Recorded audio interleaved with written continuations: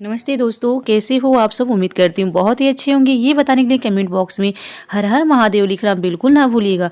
दोस्तों, आज आप सभी को मैं बताने वाली हूँ महाशिवरात्रि। महाशिवरात्रि का कथा। देखिए दोस्तों, जो कोई शिव जी का भक्त हो, इस कथा को अवश्य सुने, आपकी मनचाहा इच्छा अवश्य पूरी होगी। हर हर महादेव। शिव भक्तों, महाशिवरात्रि का पर्व भगवान शिव और माता पार्वती के विवाह के उपलक्ष्य में देश भर में धूमधाम से मनाया जाता है। कहा जाता है कि भगवान शिव को पति रूप में प्राप्त करने के लिए माता पार्वती ने सैकड़ों वर्षों तक कठोर तपस्या की थी।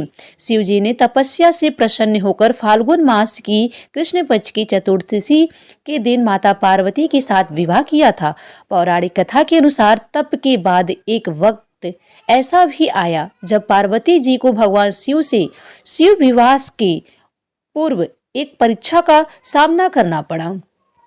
जब माता पार्वती ने भगवान शिव को अपने पति के रूप में पाने के लिए सैकड़ों वर्षों तक कठोर तपस्या की, तो उनकी तपस्या को देखकर देवताओं ने शिव जी से देवी पार्वती की मनोकामना पूरी करने की प्रार्थना की। इसके बाद भोलेनाथ ने सप्त ऋषियों को पार्वती जी की परीक्षा लेने के लिए भेजा। इस परीक्षा के दौरान सप्त ऋषियों ने शिव जी के अवगुणों को बताते हुए माता पार्वती से शिव जी से विवाह न करने के लिए कहा, लेकिन पार्वती जी अपने निर्णय से टस से मस नहीं हुई। इस पर स्वयं भोलेनाथ ने माता पार्वती की परीक्षा लेने का निर्णय लिया। माता पार्वती के तप से प्रसन्न होकर महादेव उनके सामने प्रकट हुए और उन्हें वरदान देकर अंतर्ध्यान होते हैं। कुछ समय बाद ही एक मगरमच्छ ने एक बालक को पकड़ लिया और बालक मदद के लिए चिल्लाने लगा, बचाओ बचाओ मुझे बचाओ।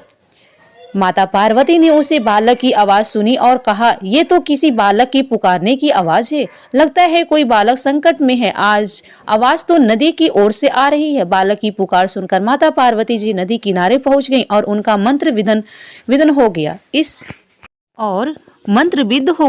इस बीच बालक ने माता पार्वती को देखकर कहा, मेरी ना माँ है, ना पिता है, ना ही कोई मित्र है। हे माता, मेरी रक्षा करो। माता पार्वती ने उसे मगरमच्छ से कहा, मगरमच्छ इस बालक को छोड़ दे। मगरमच्छ ने कहा, दिन के छठे पहर जो मुझे मिलता है उसे आहार बनाना मेरा नियम है। अगर तुम मुझे अपने तप से प्राप्त वरदान का पूर्ण फल दे दोगी तो मैं इस बालक को छोड़ दूंगा। माता पार्वती ने कहा, ठीक है, मुझे स्वीकार है, पर तुम इस बालक को छोड़ दो। अपने तप का फल दान करने के बाद पार्वती जी ने बालक को बचा लिया और एक बार फिर भोलेनाथ को प्रसन्न करने के लिए तप करने लगी। इस पर भोलेनाथ दोबारा प्रकट हुए और बोले, देवी पार्वती, मैं तो तुम्हें मनोवांछित फल दे चुका हूँ, तुम अब क्यों तप कर रही हो। पार्वती जी कहती हैं, प्रभु, नदी पर एक मगरमच्छ बालक के प्राण ले रहा था। बदले में उसने मेरे तप का फल मांगा। मैं तो आपको पाने के लिए दोबारा तप कर सकती हूँ, पर मैं अपने सामने किसी बालक के प्राण कैसे खोने दे सकती थी। उस बालक के प्राण बचाने के लिए मैंने अपने तप का फल उस मगरमच्छ को दे दिया।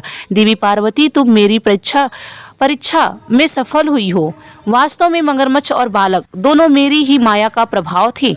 मैं तुम्हारी परीक्षा ले रहा था कि तुम्हारा मन प्राणी मात्र में अपनी सुख दुख का अनुभव करता है या नहीं। तुम्हारी परीक्षा लेने के लिए ही मैंने यह लीला रचाई थी। उनको अनेकों रूप में दिखाने वाला मैं ही हूँ। एक सत्य हूँ, अनेक शरीर में नजर आने वाला है।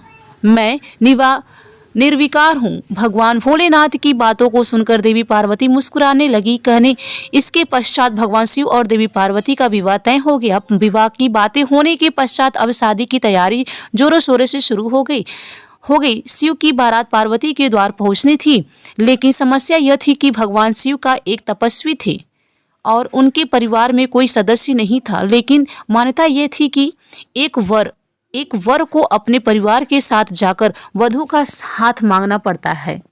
अब ऐसी स्थिति में भगवान शिव ने अपने भूत प्रेत और चुड़ैलों को अपने साथ ले जाने का निर्णय किया। तपस्वी होने के चलते शिव की इस बातें से अवगत नहीं थे कि विवाह के लिए किस प्रकार से तैयार हुआ जाता है। सभी शिवगणों ने शिव जी को भस्म से सजा दिया और हड्डियों की माला पहना दी। जब यह अनोखी बारात पार्वती के द्वार पहुंची, सभी देवता हैरान रह गए। वहां वहां खड़ी महिलाएं भी डरकर भाग गई। भगवान शिव को इस विचित्र रूप में देवी पार्वती की मां स्वीकार नहीं कर पाई और उन्होंने अपनी बेटी का हाथ देने से मना कर दिया। स्थिति बिगड़ती देख पार्वती जी ने शिव से प्रार्थना की कि वह अनेक रीति रिवाज के मुताबिक तैयार होकर आए। शिव जी ने उनकी प्रार्थना स्वीकार की।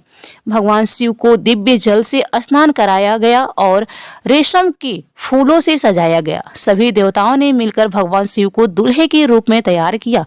उसके पश्चात उनके रूप को देखकर सभी बाराती हैरान रह गए।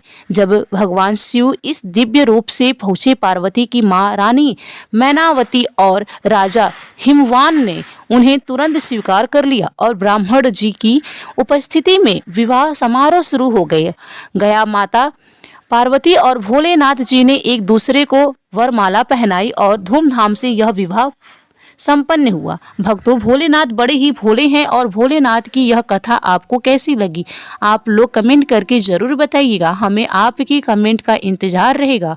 अगर आपको हमारी यह वीडियो अच्छी लगी हो तो वीडियो को लाइक करें और ज़्यादा से ज़्यादा इस वीडियो को शेयर करना। ऐसी ही और कथाओं को साथ मिलते हैं आपकी अगली वीडियो में। तब तक के लिए जय भोलेनाथ, हर हर महादेव, धन्यवाद।